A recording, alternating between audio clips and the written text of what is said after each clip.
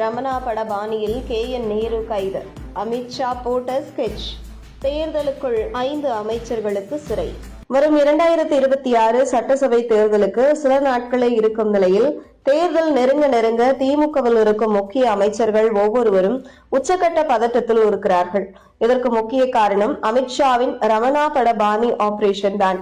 ஏற்கனவே பழைய வழக்குகளில் சிக்கி இருக்கும் திமுகவின் முக்கிய அமைச்சர்களான பெரியசாமி, பொன்முடி, அனிதா ராதாகிருஷ்ணன் போன்றவர்கள் வழக்குகளை தூசி தட்டி துரிதப்படுத்தப்பட்டு வருகிறது அமலாக்கத்துறை. இதனைத் தொடர்ந்து 2021க்கு பின்பு திமுக ஆட்சிக்கு வந்த பின்பு குறிவைக்கப்பட்ட அமைச்சர்களை ரமணா பட பாணியில் கைது செய்ய தீவிரமாக ஸ்கெட்ச் போட்டுள்ளார் அமித்ஷா என்கின்ற தகவல் வெளியாகியுள்ளது. அதாவது ரமணா படத்தில் நடிகர் விஜயகாந்த் அரசாங்கத்தில் லஞ்சம் வாங்கக்கூடியவர்கள் ஒவ்வொருவர்களாக தட்டி தூக்கி சம்பவம் செய்வார். அப்படி தட்டி தூக்கும் பொழுது தமிழகத்திலேயே